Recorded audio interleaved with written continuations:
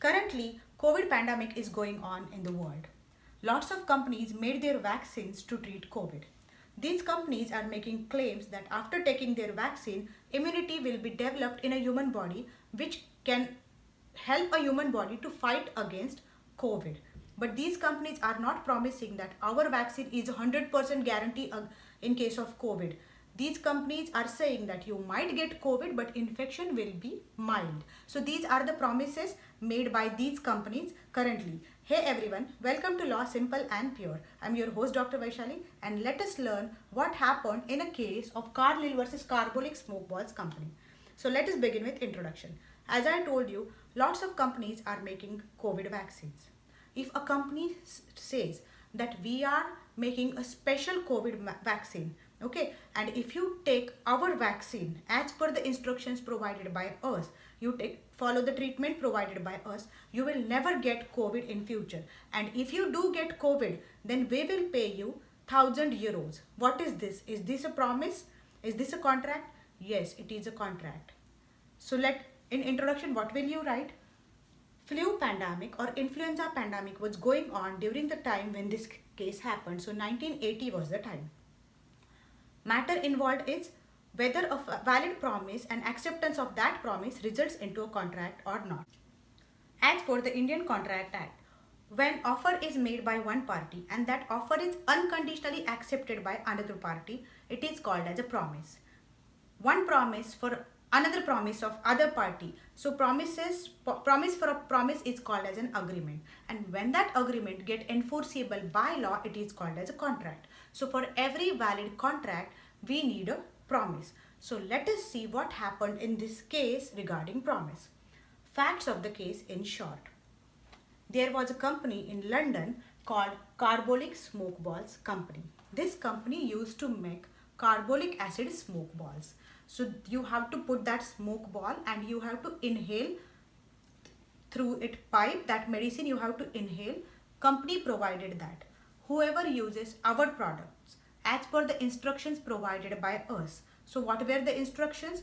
You have to use this product 3 times in a day for 2 weeks. So whoever uses this product as per the instructions provided by company will never get influenza, and if that person gets influenza, then we will pay that person £100. And to show their sincerity, company deposited £100 in a bank called £1,000 in a bank called Alliance Bank.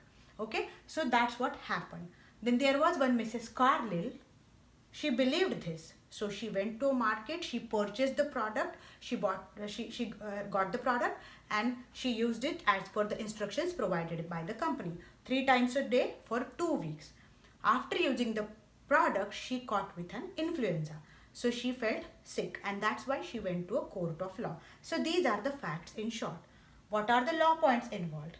Whether express promise by a company, a unilateral promise, okay, is a promise or not, and whether there was a contract between two parties or not. So these are the law points. You can write the concerned sections. Now let us go through issues of this case. Sale gimmick or sale puffs, are they actual promise or not is a question, and whether Carbolic Smoke Balls Company is liable to pay Mrs. Carlyle the promised amount or not. So these were 2 issues.